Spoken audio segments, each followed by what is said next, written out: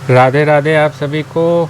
Soni live app खोल लीजिए। सभी बड़ों को प्रणाम, छोटों को प्रेम। स्वागत है आप सभी का आपके अपने चैनल अभिवानी में और मेरा नाम है अभिषेक ए शर्मा। आज है 11 सितंबर 2024, दिन है बुधवार और श्री राधाष्टमी है आज, यानी कि राधा जी का जन्म दिवस, हमारी राधा रानी का।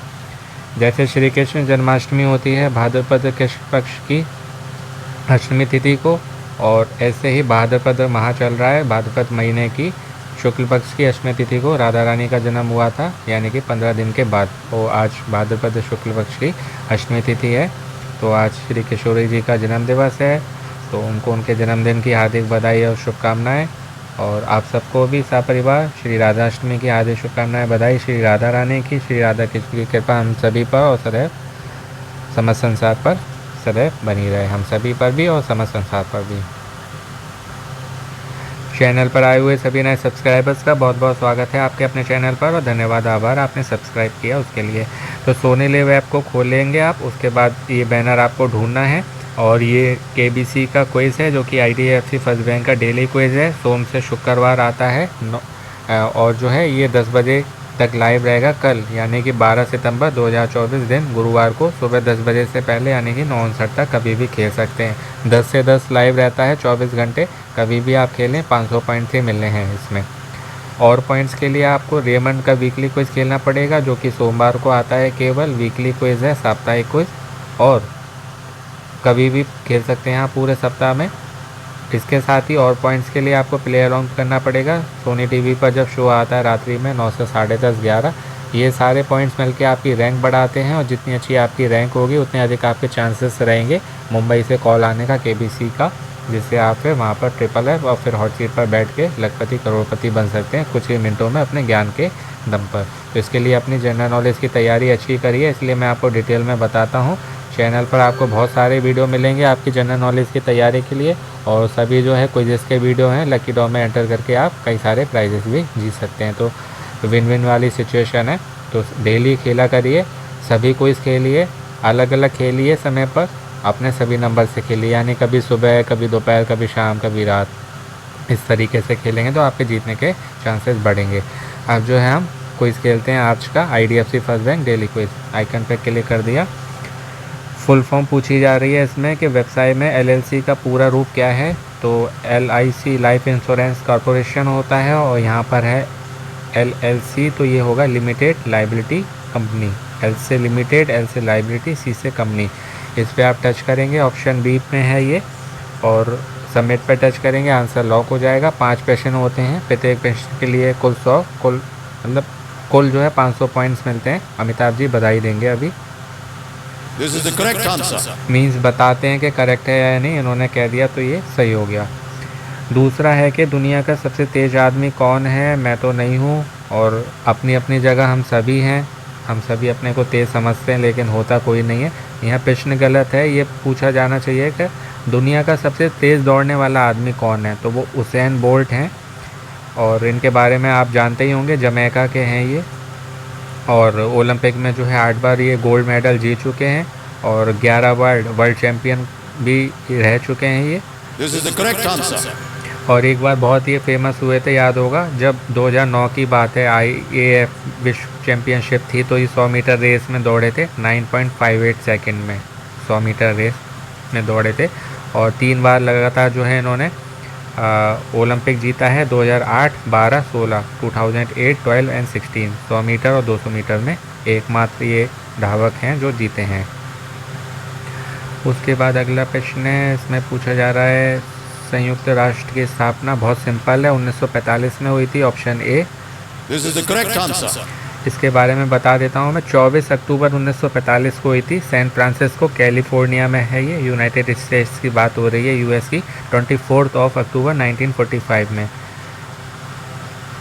और ये पहले ना सैन फ्रांसिस्को में एक सम्मेलन था, वो जब पूरा कंप्लीट हुआ था उसके बाद 4 महीने के बाद ये हुआ था। 5वां अंतिम प्रश्न है, जिसमें नहीं, चौथा प्रश्न है ये, GDP की फुल फॉर्म, तो ये होता है gross domestic product. Option C, click submit and let's see right और wrong. This is the correct answer. Yes, correct answer, got 100 points again. और 100 पॉइंट्स के लिए 5वां अंतिम प्रश्न ये रहा, IDFC का होगा। हाँ, IDFC फर्स्ट बैंक वाले ये क्विज कराते हैं, इसलिए डेली जो है इनका प्रश्न अवश्य आता है 5वें नंबर पर। IDFC की फुल फॉर्म होती है इंफ्रास्ट्रक्चर डेवलपमेंट फाइनेंस कंपनी। और यहाँ पूछी जा रही है कि इसमें जो रिवार्ड्स पॉइंट्स मिलते हैं ना हमको कुछ भी परचेज़ करने पर, तो वो कितनी वैलिडिटी होती है, उसकी वैधता कितनी होती है। तो सब में जो है कुछ ना कुछ होती है, महीने कुछ साल, लेकिन इसकी लाइफ टाइम होती है। अब और बैंक भी देने लगे हैं life time. This is the correct answer. तो करेक्ट आंसर हो गया है, हमने जो है पूरे 500 पॉइंट जीत लिए हैं। मैं आपको बता रहा था सैन फ्रांसिस्को सम्मेलन की बात, तो वहाँ पर एक सम्मेलन जब हुआ था ना इससे जुड़ा हुआ, तो उसके 4 महीने बाद यानी कि 24 अक्टूबर 1945 को संयुक्त राष्ट्र की आधिकारिक शुरुआत हुई थी, स्टार्टिंग हुई थी। और कई सारे उसमें देश थे, जैसे USA था और चीन, फ्रांस और सोवियत संघ, इन सब ने जो है साइन किए थे। सबकी सहमति के बाद, रजामंदी के बाद ही ये हुआ था। और GDP से जुड़ा हुआ जो प्रश्न था ना, उसमें अर्थशास्त्र एक शब्द था, है ना। तो ये आपको जानकारी होगी, बहुतों को नहीं है, तो ये आप याद करिएगा। अर्थशास्त्र को लिखा किसने था, तो वो लिखा था चाणक्य ने। चाणक्य शब्द आए, कौटिल्य आए, विष्णुगुप्त आए, एक ही बात है, एक ही नाम है, कंफ्यूजन नहीं होना है। कौटिल्य, चाणक्य या विष्णुगुप्त, ये याद होगा, आपको मालूम होगा। चंद्रगुप्त मौर्य एक मौर्य वंश था, है ना, उसके जो सम्राट थे चंद्रगुप्त मौर्य। तो ये चाणक्य, कौटिल्य जो हैं या विष्णुगुप्त, उनके टीचर और गार्जियन रहे हैं चंद्रगुप्त के। ये चंद्रगुप्त मौर्य का शासनकाल जो था ना, वो 321 to 297 BC था, बिफोर कॉमन एरा। BC होता है, अमिताभ जी भी बताते हैं, 321 to 297, 321 और 297। और ये लिखी कब गई, तो ये कहते हैं दूसरी तीसरी सदी की बात है, 2nd century BC, 3rd century BC। लेकिन ये बाद में जो प्रभाव में आई थी ना, वो 12वीं सदी में आई थी, 12वीं सदी या उसके बाद कहते हैं। और इसको जो दोबारा से इसकी मतलब खोज की गई और इसको जो पब्लिश किया गया, रीडिस्कवर करके इसको पब्लिश किया गया, जो कि आई थिंक 1909 की बात है, 1909 1909 सन में। और शायद वो समस्त्रे हैं, उनका नाम है R समस्त्रे। तो जिन्होंने इसको रीडिस्कवर किया, पब्लिश किया, वो थे R समस्त्रे। कब? 1909 में, ठीक है। और ये सब इसी प्रश्न से जुड़ी हुई बात है, तो ये भी याद करिएगा। GDP तो खैर फुल फॉर्म हो गई, अर्थशास्त्र के बारे में भी आपको मालूम होना चाहिए। इसका हम पढ़ाई करते हैं, उसमें भी बहुत आता है अर्थशास्त्र। और आप जो है बिजनेस की पढ़ाई करेंगे या कर रहे होंगे या कभी की होगी, तो उसमें भी अर्थशास्त्र आया होगा।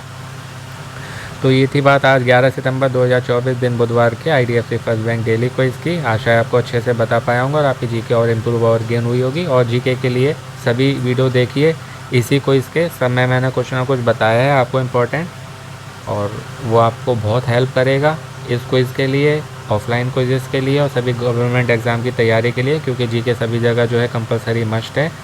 और बाकी और सारे क्विज़ेस मिलेंगे, उनसे भी आपकी GK अच्छी होगी। और साथ ही वो खेलने के बाद आप लकी ड्रॉ में एंटर करके कई सारे प्राइजेस भी जीत सकते हैं। तो जितने क्विज़ हैं सब खेलिए, अलग अलग समय पर खेलिए, डेली खेलिए, अलग अलग नंबर से खेलिए, इससे आपके जीतने के चांसेस बढ़ेंगे। मोटिवेट रहें, पॉजिटिव रहें, अपनों का ध्यान रखें, स्वस्थ रहें, मस्त रहें, प्रसन्न रहें। सुनते रहें अभिमानी भाई अभिषेक शर्मा। आपका दिनों जीवन शुभ हो। शीघ्र मिलते हैं एक नई वीडियो में। All the very best and best of luck friends. नमस्ते, शुभ दिन। एक बार फिर से आप सभी को सपरिवार श्री राधाष्टमी की हार्दिक शुभकामनाएं, बधाई।